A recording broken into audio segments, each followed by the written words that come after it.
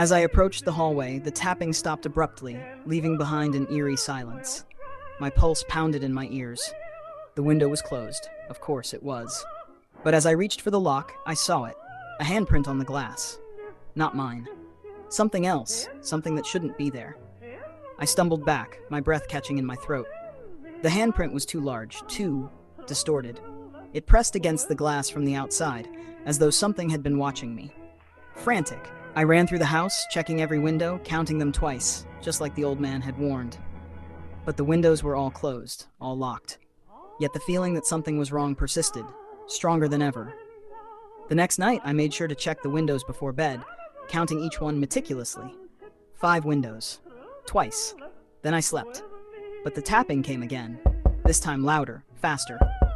It wasn't just one window either, it was all of them. A frantic, rhythmic tapping from every room, surrounding me. I leapt out of bed, my body trembling with fear. The windows, they were all shut, yet the tapping wouldn't stop. I backed into the center of the living room, cold sweat trickling down my spine. And that's when I saw it. The shadow moving just outside the glass. A figure, tall and lanky, with impossibly long limbs and a face that seemed to shift and warp under the dim moonlight. It pressed against the window, its grotesque face turning slowly toward me. Eyes, if you could call them that, met mine, hollow and hungry. The tapping stopped, but the window began to creak. I don't know how long I stood there, frozen in terror, but eventually the figure melted back into the darkness, leaving me shaken and breathless. I didn't sleep for the rest of the night.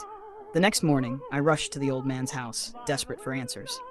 But when I knocked, there was no response. The neighbor told me he'd passed away 3 days ago, right around the time the tapping started. Now I count my windows twice every night. I don't forget anymore. Because I know they're still out there, waiting. And if I slip up again, they'll come in.